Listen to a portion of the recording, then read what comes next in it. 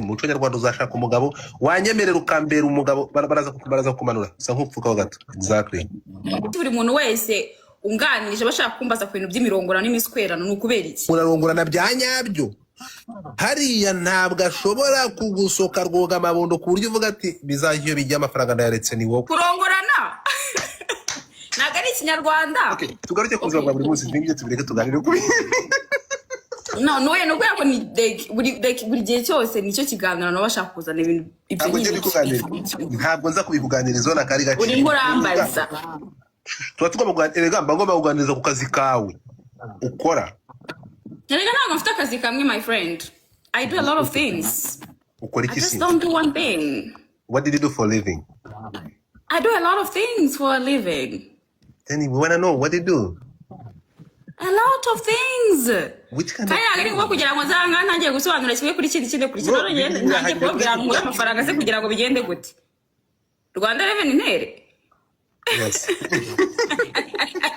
Uri kubyumva kuri uri bashaka kunjijisha wowe.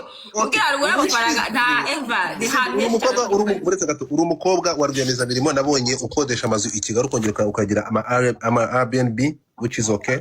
No, I don't have any Airbnb in Kigali. Not anymore anyways. I used to have one but not anymore. You used to have it, right? So yeah, I used to have one but urumva ko ngukurikira so urukumva ko nimwe mu mirimo narinze ukora naringiye kuvuga ngo n'abantu badukurikira ni 2500 tugerageze dushake abakiriya bazi Kigali bakurikira banabikore banakugane network aseka neza te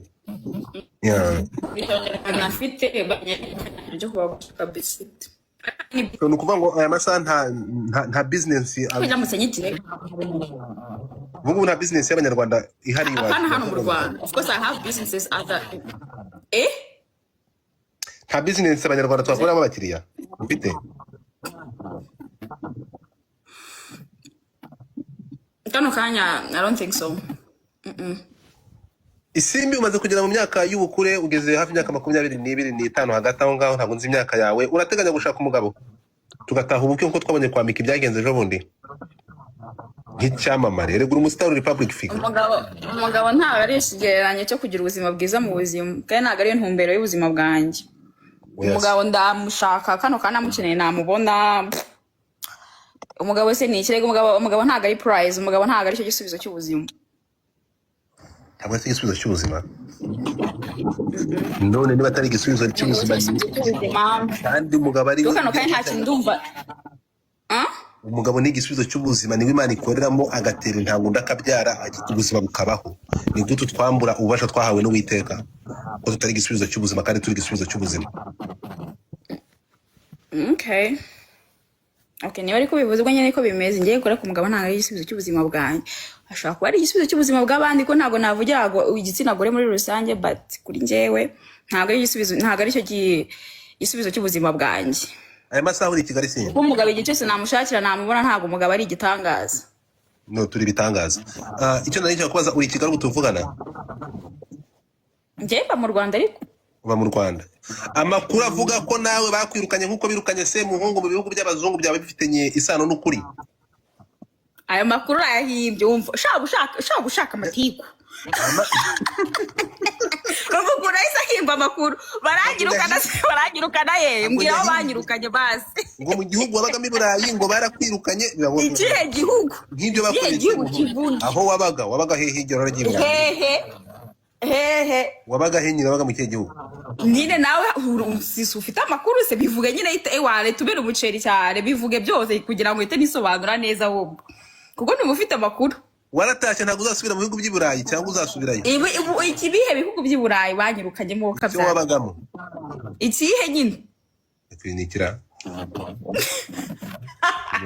wowe uzanye inkuru ati barakwirukanye mu gihugu cy'i Burayi ntabwo nshaka kwinjiramo deep oya kivuga icyo gihugu banyirukanyemo kugira ngo urumve ngo ni ikihe. Muyango ngwino hano uretse gato Muyango ngugiye he garuka ntabwo bakwirukanye. You guys are so funny.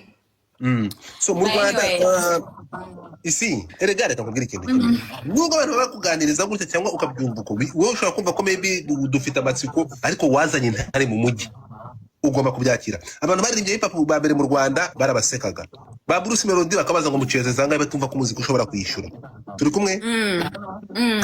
Ntabwo abantu bumva ko bagomba kureka, ntabwo bumva ko bagomba kuva muri minibisi, urumva, bumva ko bagomba gutega Uber cyangwa taxi voiture. Ibyo ni inzaduka watuzanye, ngo wazanye intare mu mugiso. Rero niba mvuze ngo n'umuntu wese n'ugiye mu munyamakuru ya blogger ugiye kuganiriza kwaza kuri iki kintu, you have to understand, urimo kumva uzaba muri legend muri iyi kariyere yawe. Turi kumwe? Tugiye kubara ngiye ntabwo ntanduka mfite mindset, ntabwo umutwange wagutse kuko ndi wawuvuze ariko uragutsemo gato.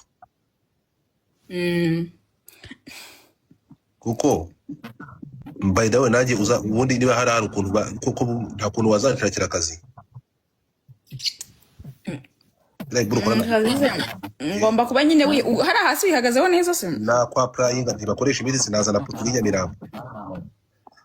Ntabwo aricyo kibazo ni size. Okay, mbwira inches zingahe? At least 8 and above. 8 and above. Okay, so hari kumara umwanya muri biramataringa? Umwanya kubera ko haba harimo ama cut and action menshi uranaruhuka, ntabwo ari ibintu byadanje. Uranaruhuka. So bivuze ngo it's just size matter, ni size gusa. Size matters, also performance matters. Nyine performance wise, nyine acting not acting nkukuntu nyine wajya muri film ukactinga ukajya muri role ukayumva neza. Hari ngo mu Rwanda ngo bemewe gutanga license ku buryo mu Rwanda twabihakorera. Ngo mu Rwanda wapi igihugu cyonyine wenda nzi kibi support ni South Africa, muri Africa. Ariko bizaza kubera ko ni honestly speaking ni industry mu mafaranga nkukuntu wenda wavuga Hollywood or the movie or music industry cyangwa se food. Ndagweza nk'urugero rworoshye, urabona ko mu buzima kuntu ikiremwa muntu cyaremwe n'Imana dukeneye ibintu bibiri mu buzima kugira ngo tu surviving muri iyi si. Dukeneye kurya no kubonana nyine n'imibonano. Kubera ko imibonano niko abantu ba procreating, niko abantu bororoka, kandi nanone biranagira ni ibintu nyine bikeneye mu buzima bwa muntu kuko ni ibintu byahozeho guhera ikiremwa muntu cyaza kuri iyi si. Kurya ukeneye kurya. Yego. So izo industry ko ari ebyiri, food and sex, ni industry ziri profitable kandi zahoze ziri profitable guhera izi yatangira, zizaba ziri profitable guhera mpaka n'igisi zarangira kuri na generation ijana zizaza gutwara maze kuva kuri isi, it will still be the same thing. So ibihugu byo nabona ibihugu byo mu mahanga cyangwa western countries bamaze kubona ko bundi abazungu ikintu bakundira ahantu hari inyungu barahabona bakahita bahataka byahatari cyane kandi. So ikintu bo bakora gusa nuku gutaxinga, ariko nanone in return for taxes bagomba you have to receive protection nk'ukuntu n'undi muntu wese ya receiving a protection mu gihe yishyura taxes. Urumva nta kana kanya wenda umuntu yamuhotera ngo ngiye kumurega kuri polisi wenda ni nka Belgium ndi nka Brussels ngo ntibanyumve ngo kubera ko ndi muri industry kandi nishyira imisoro. Is not going to happen. Nk'ukuntu wenda umuntu waba wenda ufite akabari yahohoterwa kubera ko yishyura imisoro kandi ari muri iri part of entertainment nkajya najye kurega ngo ntibamwumve ngo afite akabari. It doesn't work like that. Yeah, let's go back on your work. Kano kazi kanye musaba license, mufite license. Yeah, no, yeah, you do. You actually do register. Registeringa. Ushaka kuregisteringa like a personal earnings or personal income.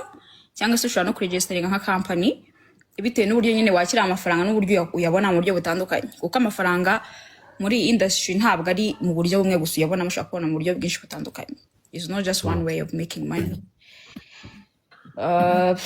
So uraregisteringa business nyine ahantu kubyumva byemewe, ukaregisteringa uko nyine waninga niko bagutaxinga. If you earn more you get tax more. Isi nk'ubu bigenze gute by mistake ugatwara inda kagutera inda? Ibyo ngibyo ntabwo ako sibyo mistake ni ibiki. No, it can happen. wowe uragenda ujya ku kazi ukajya gukora ukavuga ngo we are going to make a mistake at work. Yeah, abantu What bakora kind of mistake mistake at do you work. make? It's possible. Bijya bibaho, njya mbyumva. Nta muntu ndagana yambwira ngo byamubayeho. Ariko ikiza cyo muri biriya bihugu nyine nkubwira byateye imbere kandi abantu bapanutse mu mitwe yabo. Igihe bibaye inda y'icyumweru uhita umenya ko uyifite bayikuramo niko kunywa amazi bikarangira. Muri okay, umbabarire muri video zawe nabonye urukumva bakurangirizamo. None ndabaza yigo nge ndavuze amazina yabyo ko okay, umuntu uri hanga hano amasaha yagiye, umuntu ufite umwana namwigize hirya uwo bibangamiye agende atumukike mumvire kuri pano. If you cannot tolerate, turimo kuganira ibintu biba mu buzima busanzwe mu bintu niboneye n'amaso yanjye. Ariko nanjye batanga gifting, I'm not going to talk. I also need to receive gifts. Guys, mumuhereza ama gift, I'm not going to talk. ufite ukuri bakugiftinge kabisa. Guys, we need down. If you guys are not going to gift me, I am not going to talk. Kuko uri kugira ngo ndikure interview man, uri kunyinterviewinga for free. Batagiye kugunda. Bear gift me,